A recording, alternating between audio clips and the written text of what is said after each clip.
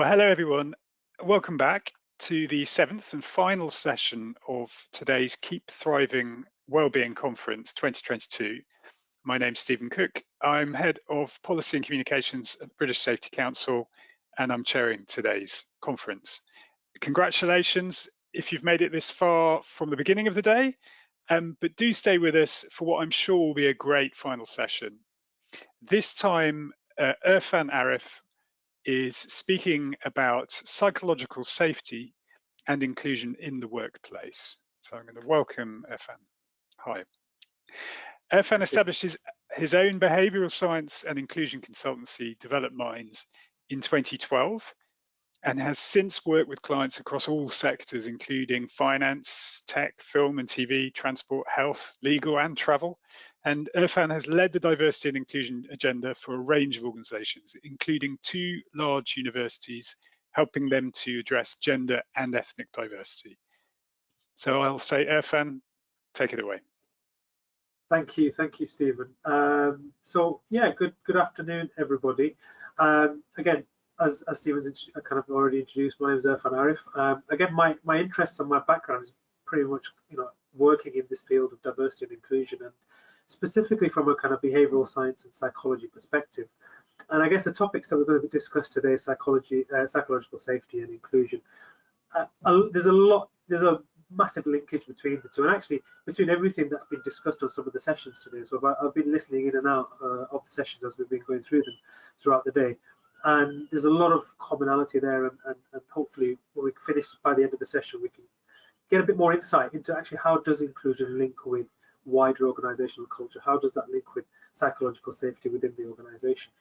I want to start off with a question. So if we go to the next slide, and again, obviously you won't be able to kind of feedback on this, but I want you to just think, how quick, so when you meet someone for the first time, how quick do you think it takes our brain to make a decision about whether we, A, like someone or not, B, let's just say trust someone or not, and then C, find them competent or not, right? So have a think for a few seconds. How quick would you think we make that decision about somebody?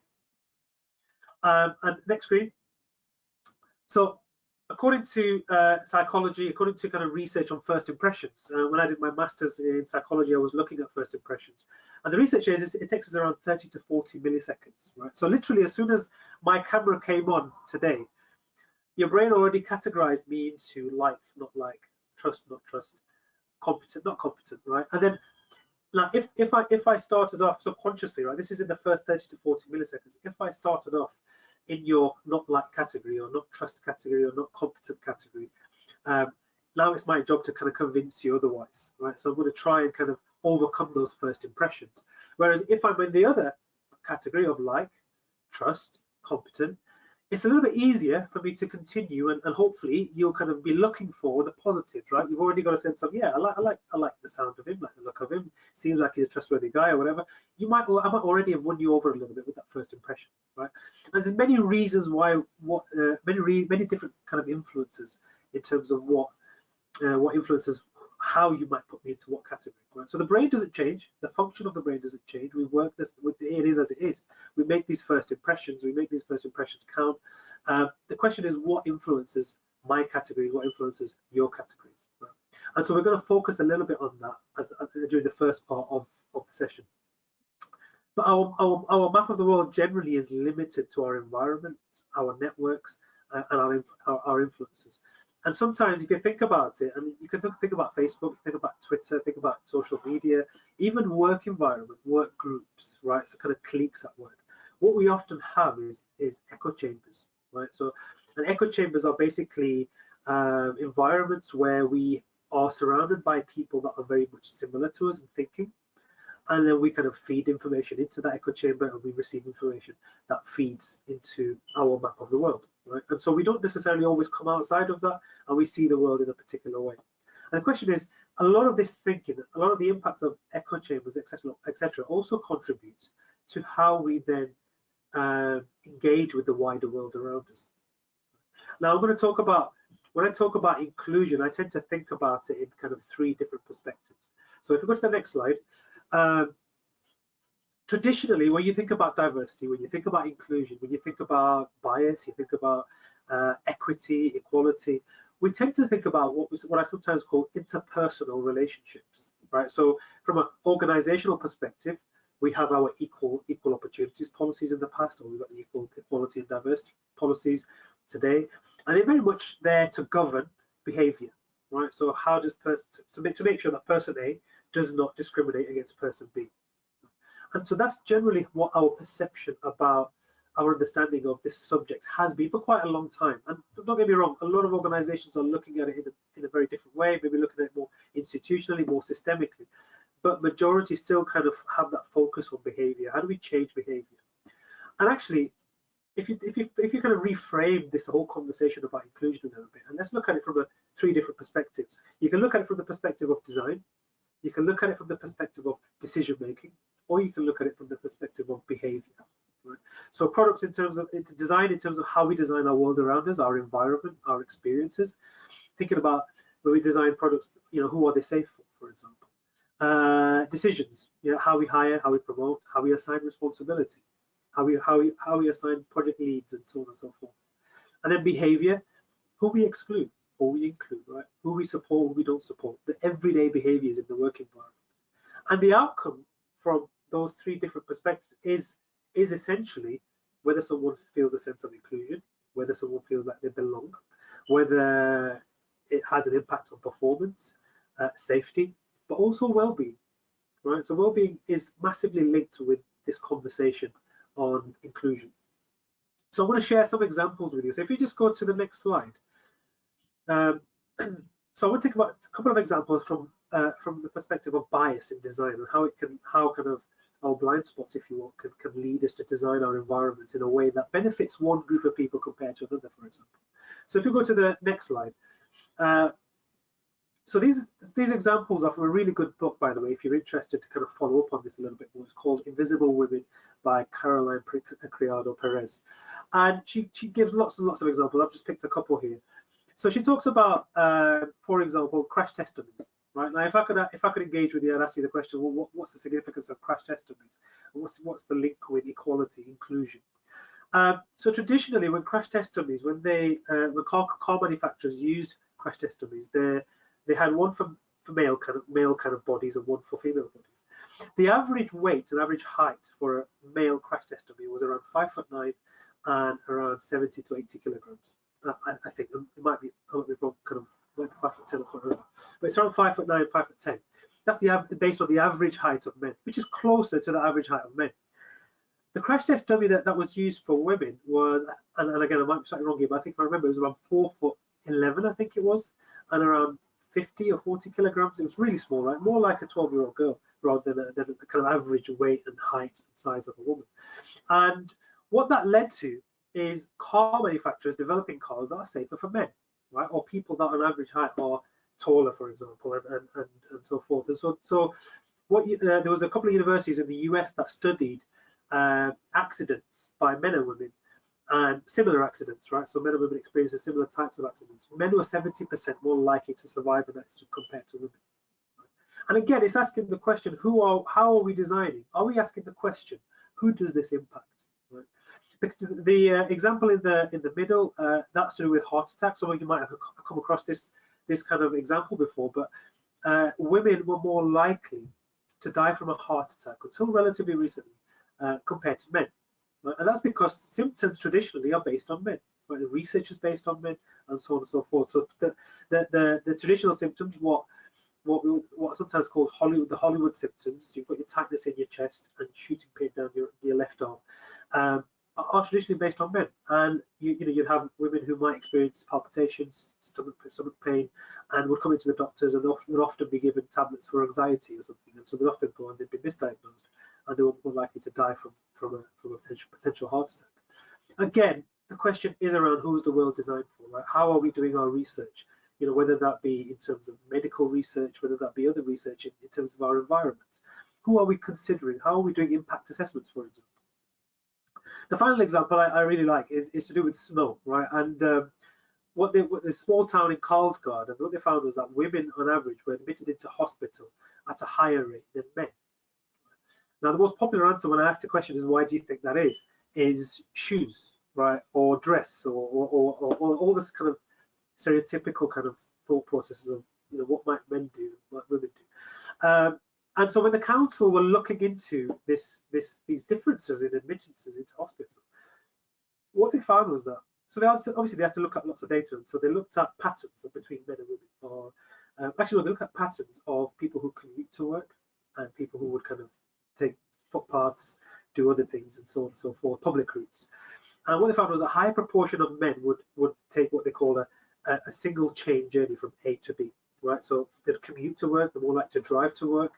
A higher proportion of women would take what they call a multiple chain journey, which is from A to B, B to C, C to A, and so on and forth. So they might drop kids off at work, at school, might go to the shopping, might do other activities, and they go to, and then on top of that, go to work as well. And they were more likely to use the public routes and the public footpaths and so forth. Now, the council traditionally would prioritise the commuter routes for clearing snow, for ploughing snow, right?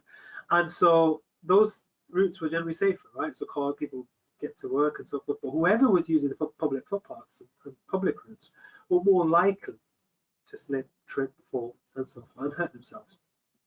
And that could be both men and women, but on average, a higher proportion of women were doing that. Now, they said, okay, well, let's reprioritize how we clear snow, right? And so they might clear. So what they do is, okay, let's clear the snow of the public routes first, then we'll do the commuter routes if we have any resources left, because it's clearly easier to drive through 3 inches of snow than it is to, for example, walk through 3 inches of snow, or push a buggy, or push a wheelchair, or whatever that might be in that sense. And the effect completely went, right? So that idea being that there's this disparity between men and women, right? And it's not necessarily to do with men or women in terms of, it's just more to do with the council initially, or the organisation in this particular case, not considering the different patterns that might exist within this environment, and what do we need to do then to make sure that we account for that, right? To make sure that we don't create a service or design something that has an adverse impact on one group of people compared to another. Next slide, please. So I just want to focus a quick jump now to bias in decision making. So I'm going to share a couple of examples with you, kind of always visual examples with you. So if we just go to the next slide. So when you have a look at this image, and this is one of my favorite kind of cognitive illusions. So it's not really a visual illusion, it's a cognitive illusion. Can you see that A and B are exactly the same color? So square A, square B are identical in terms of shades of grey. There's no difference between them. And I'm imagining lots of you kind of saying, no, they're not the same. They're different. And they look different, right? When I look at this image now, they look different to me. No matter how many times I've seen it, I still see A and B as different. However, as you know, what I'm probably going to say is that they're identical, right? A and B are exactly the same color, same shade of grey. So I'll give you some evidence. So if you go to the next slide. So all I've done is colored in everything else and just left A and B. Right, so now you should be able to see that A and B are exactly the same. This is the same image, it hasn't been changed. If we briefly go back to the previous slide, what about now? Right, so again, can you see them as the same, or do they still look different? Chances are, unless you look really carefully and really kind of focus, they will look different. Right. Now this is a really good example of how the brain makes sense of our world. Right. Obviously, this is linked to the visual kind of cortex and so on and so forth, but in terms of the principles around it, we generally expect, for example, with this image, we expect a chessboard or a checkerboard to be light squares, dark squares, light squares, dark squares, and so on and so forth, right? And so your brain generally, when it looks at this image, thinks square A must be darker, square B must be lighter, right? And so it creates this impression of what I expect to see. Right, so you have things like patterns. Your brain's constantly looking for patterns, constantly looking to meet expectations, and so on and so forth. So if you just go to the next slide, and then the slide after that as well. So what we get, if you apply this to our working environments, the way we shortlist and so forth, is we similarly, your brain makes shortcuts and looks to match expectations and so on and so forth when it comes to people and interpreting the rest of the world around us. So this was a study done where I think it was the government who had commissioned a research organisation to send out do some work on names, and so they sent out around 10,000 CVs, I think it was, and 1,000 of those with the name Alison Taylor, 1,000 of those with the name with Nazia Mahmood, and 1,000 with Mariam Namagembe. So similar CVs, but different names. Alison got a call back, I think it was 1 in every 7 applications, and Mariam and Nazia might be 1 in every 17 or 1 in every 19 applications. Right. So just the name being different had an impact on whether you were called back for an interview or not. Now, the question might be, what's driving that, right? Is that conscious thing? Is it a subconscious, unconscious thing? And generally, we'd assume, given the amount that was sent out, this is more likely to be a subconscious thing than an unconscious thing. There may be elements of conscious bias there, obviously, but the triggers here, the name acts as a trigger, right? It acts as a trigger for example, so a particular name, Nazia, might trigger a religion. It might trigger a ethnic background, which then in turn might trigger a stereotype about that group of people, whether that's positive or negative, right? And so what happens is that might act as a trigger, and so your brain might nudge you away from that name for whatever reason. The other reason is around familiarity and similarity, right? So Alison Taylor might be a more familiar, easier name to pronounce, whereas Nazia Mahmood or Mariam Namagembe might be slightly different, right? Might be slightly more difficult. And the way our brain works, it's always looking to keep our life as easy as possible. It's trying to keep us in our comfort zones as much as possible, our echo chambers. And so what it does is it says, that's a little bit difficult for me to kind of expend calories on. So let me just nudge you slightly to the left and to the right. Now we don't notice this process going on, right, because it is unconscious, but your brain's constantly nudging you very slightly from one direction to another and helping us make decisions. If we go to the next slide. This is a really interesting study that was done recently, and it's kind of really powerful as well in terms of society generally and the stereotypes that we have in society and how they can have an impact on decision making. Now, for those of you that don't follow football, apologies. For those of you that do follow football, you might find this really interesting as well. But there was a study done where researchers looked at commentators, right, and how they praised, the language they used to praise players. And whenever it came to, the patterns that they found was whenever it came to darker skin tone players, so black players mainly, players were generally described as being more physical, much more kind of link or description around their athletic abilities, pace and power, and so on and so forth. Whenever it was a praise about a white player, for example, it was much more to do with their intelligence, their game intelligence, harder working, and so on and so forth. Right? So this is a pattern that exists. Now, commentators aren't doing this on purpose, right? They're not sitting there thinking, right, okay, well, he's a black player, so I'm going to describe him more as physically capable, and he's a white player, and he's going to be more intelligent. This is the influence of years and years and years of conditioning, right? Because since the beginning of racism, for example, since the beginning of pseudoscience around categorizing human beings as inferior, different groups of people as inferior or superior, and that's filtered in through over time, over decades, over centuries. And what we see today is a bit of a legacy of that. We see a legacy of history where your brain absorbs these messages. We continually reinforce these messages in different ways about who is superior, who is inferior, who is intelligent, who's not, who's physically, athletically good, who's not, and so on and so forth. But that's how bias, how stereotypes, etc., can seep into the way we make decisions, the way we interpret our world, and so forth. If you go to the next slide. So thinking about design, thinking about decision making, what about behavior?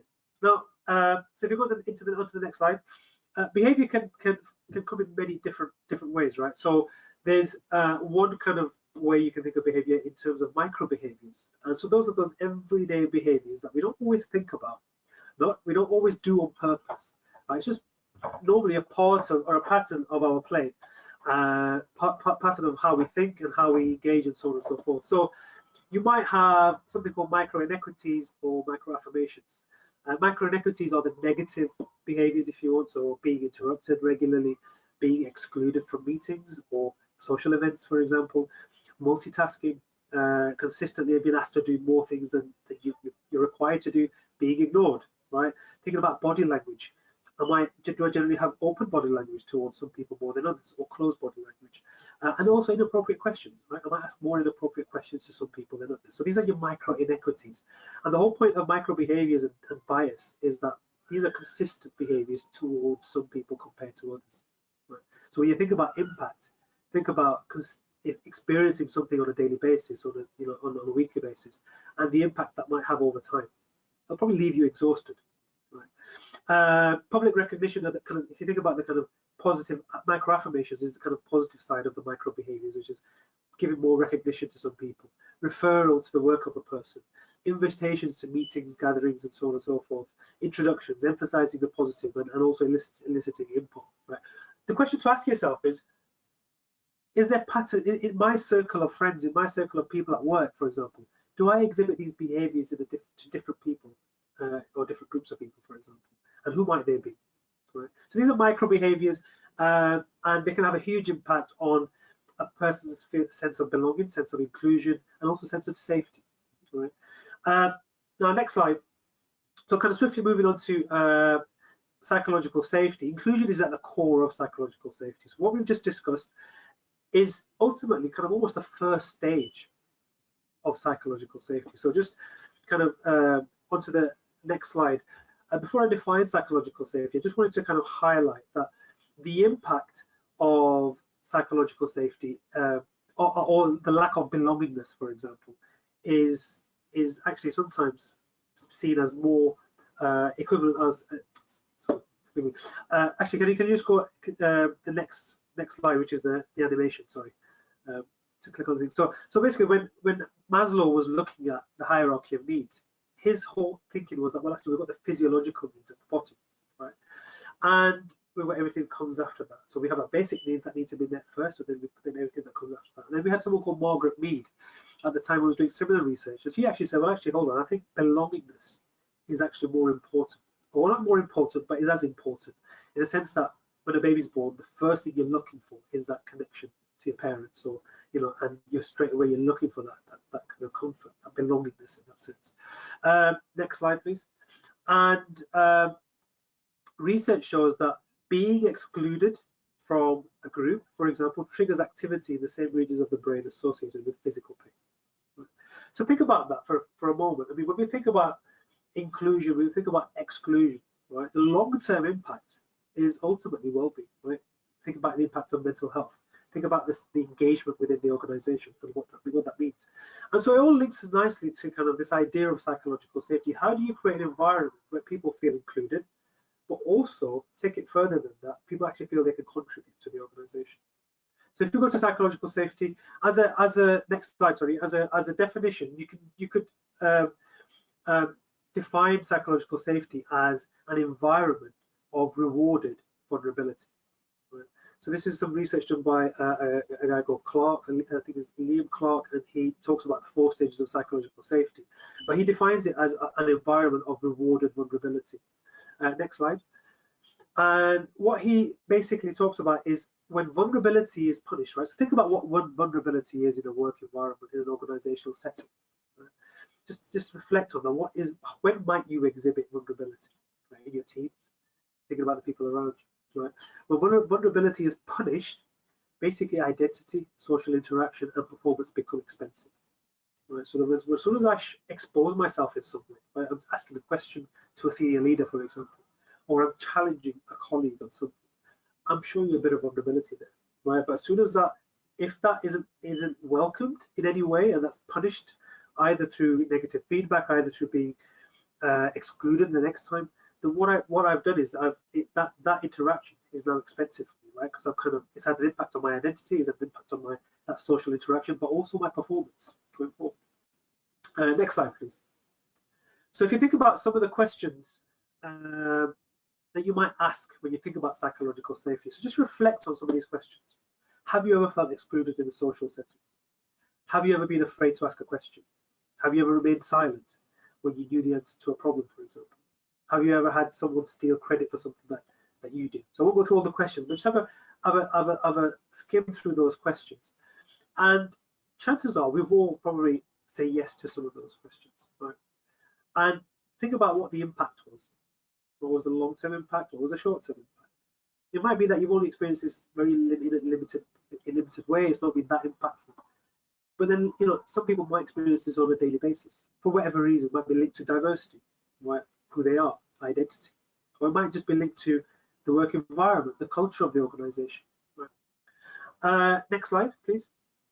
So when we think about psychological safety, you can think about it in 4 ways, right? So you've got what we call inclusion safety, learner safety, contributor safety, and challenger safety. And so it's important to understand that psychological safety is generally a function of 2 things, right? It's a function of respect and permission. So you can see there's respect on the vertical axis and permission on the horizontal axis, and it's the fusion or combination of these 2 things that produces a given level of psychological safety. So psychological safety progresses through those 4 levels, 4 stages, and it's important to understand that the 4 stages represent kind of almost a universal human pattern that cuts across nations, cultures, and demographics. We all kind of go through these particular needs. The first stage is inclusion safety, which basically means that, actually, we'll go to the next slide as well, please. So inclusion safety, which basically means that we feel included, accepted, we have a sense of belonging. And it's the first stage because this is probably one of the things that most people worry about when they interact with other people, right, in any kind of social setting. And according to Clark's search, for example, around 77% of people want to satisfy that very basic need to connect, right, before anything else. The second stage is learner safety, right? And there's a social exchange with all of these. The social exchange is, I'm giving something to the organization in return for something else, right? So from an inclusion perspective, I'm being human. It's in exchange for that status and absence of harm, right? When it comes to learner definition, I'm kind of I'm giving engagement to learn through encouragement to learn. Right. And so learner safety basically means that we can engage in all aspects of the learning process without being punished. And even if you're an expert, for example, who's coming to work on a new team, you still have to first learn about the culture and the context of the team before you contribute effectively. Right? And then the third stage is contributor safety. Right? That means that you feel free to be able to contribute as a full member of the team to make a difference. Right? So I've gone through that process. I feel included, feel part of something. I feel like I belong. I've gone to that learner level where now I think, okay, well, I feel I'm included. Now I can develop, I can learn, and I feel comfortable to do that. I feel safe to do that. And then, okay, now I'm at a stage where I can start contributing a little bit more to the organization's goals, to the strategies or whatever that might be. Right? I can actually contribute my skills and my expertise towards that. And then the final stage is the what we call challenger safety.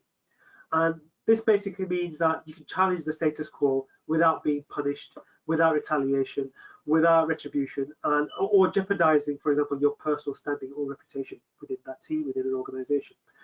And challenger safety is the highest or kind of last stage, if you want, of psychological safety because it must protect the individual at his or her highest point of personal exposure and vulnerability. So you're at the most vulnerable moment there when you're challenging, right?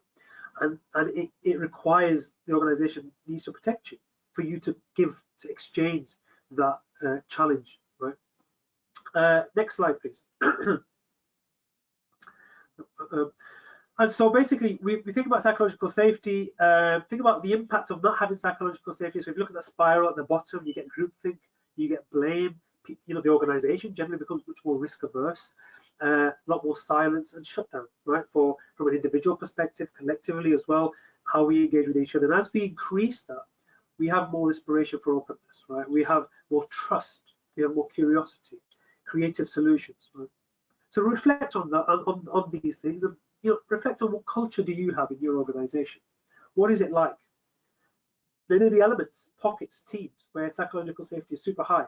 There may be elements where you feel actually, hold on, I can recognize some of these patterns in this particular team here, or maybe my team, right? And it's not just about being nice or trusting, right? But it's also about enhancing performance. So as an organization, as an individual, you might have very high standards, right? Your drive is super, and you really want to kind of make sure you perform at the highest level. But if you've got low psychological safety with this high drive, what that leads to is anxiety. Right? Anxiety about your performance, anxiety about the environment, anxiety about how I engage with people, and that leads and carries on over into my performance. Right? If I've got low psychological safety and I've got low generally the performance standards in the organization are low or whatever that might be, that leads to apathy. Right? I don't do anything. Right? And then kind of consequently, if you have low psychological, high psychological safety but low kind of performance standards, what that leads to is a comfortable environment, right? We can create comfort. And then finally, the kind of high psychological safety, high performance standards together combined lead to learning and high performance. And sometimes rather than pushing on performance, we need to think about that comfort levels. Where are people? Where are we currently as an organization? We've got people in anxiety, we've got people in apathy, we've got people in comfort zone, right? How do we take them to that learning zone collectively? Next slide, please. And so just kind of really quickly before we kind of finish, just a couple of patterns, a couple of things to look out for kind of psychological safety and what not to do. So these are things that you might see. I won't read through all of them, but just kind of have a quick skim through them. So blaming a person rather than a system or a process, right? This is a basic psychological thing. Attribution. Who do we attribute blame to? Do we blame it to an individual, or do we blame it to a situation or a process? So think about that. Always having answers rather than asking questions, for example. Having no team values or principles. Right? Do we have kind of basic standards, basic principles that we follow, that we all kind of sign up to almost? Let's go through some of these. Excessively sheltering the team, for example. Using toxic positivity to silence concerns. Right? So really kind of seeing negative emotions or experiences as a no-no. Right? So kind of saying, no, look, be positive. Always, don't worry about it. Keep positive. Carry on. So it's fine. Somebody experiences something really difficult at home. Yeah, be strong. Don't worry about it. You'll get through it. Right? That kind of toxic positivity, where almost negative emotions, we kind of almost outlaw them and say, well, don't think like that. Right? We have to give people space, right, to feel, to kind of really kind of experience grief, if that's what it is. Tolerating poor behavior from team members. Again, if you tolerate something, it carries on. We never challenge it. It becomes part of our culture in that sense. So just be conscious of some of these behaviors and ask the question: do these exist? Where do they exist? Next slide, please.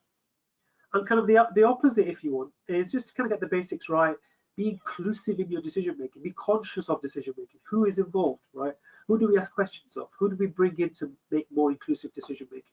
Really define your team values and behaviors. Think about your communities of learning within your organization, right? Do we have a learning communities? Are we encouraging people to learn? Show vulnerability and emotion, right?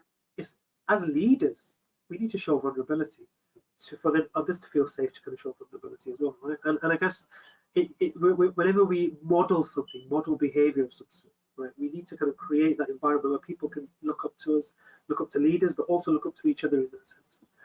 And also, again, this is something that doesn't happen overnight. Culture is something, it's like think about it as a big, large tanker that's going to take time to shift, especially if it needs changing. And you've got to take a little and often approach to it. Right? So be patient. Next slide, sorry. So just kind of summarizing, really, I think it's just about really thinking about, what is your culture like? And ultimately, we're all cultural architects of our workplace, right? If we don't want the culture to change, what you're going to have is you're going to have patterns of thought, behavior, patterns of thoughts and behavior individually, as teams, as norms, as organizations. The question is, do we want to actively change certain norms? Do we want to actively change certain habits? And how might we do that? Right? How might we measure it in the first place? Right? So try to be this cultural architect where you are really thinking about the norms within the organization, those unwritten rules, right? What are they? Are they negative or are they positive? And how do we make sure we get the best norms and best rules to help staff feel their potential, feel included, feel like they belong, and to feel like they can really contribute and challenge the organization forward. Okay, final slide, I think it is, or second to last slide. Again, there's lots of ways to measure it. Find out more. Feel free to think about inclusion first as an index. You can ask lots of questions around that. Psychological safety measures, there's lots out there. But again, try to reframe how we think about these things, right? Go away from that model of interpersonal kind of inclusion or exclusion or whatever that might be. Think about it from the bigger picture, cultural perspective, systemic perspective. What are the things we need to consider in our organization, and how might we approach them? What might be the starting point? And the final slide. Yeah, thank you. And any questions?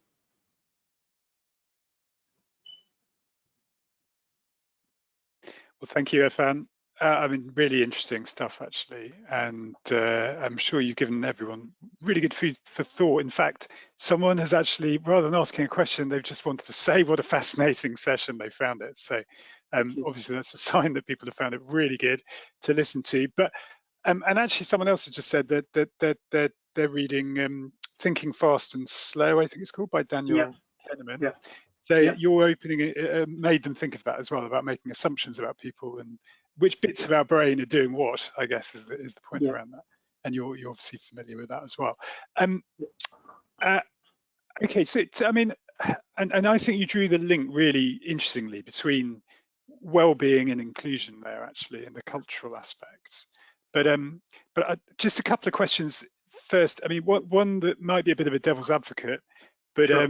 it's, are you ever worried that by asking some people to think of their behaviors as a microaggression, when to them it's just normal or a normal conversation, you might be reducing their psychological safety, or maybe even damaging a group dynamic that works for them? Yeah, Might be I a mean, devil's absolutely. advocate. Yeah, absolutely. And I think it's a great question, actually. I mean, if you think about, so think about it from a diversity and inclusion perspective first. So we're doing some intervention on diversity and inclusion. We're maybe doing some training. We're maybe thinking about culture within the organization. Going in there straight away and saying, right, okay, microaggressions, right? We need to think about our behaviors. I've noticed this about your behavior. You should do that, right?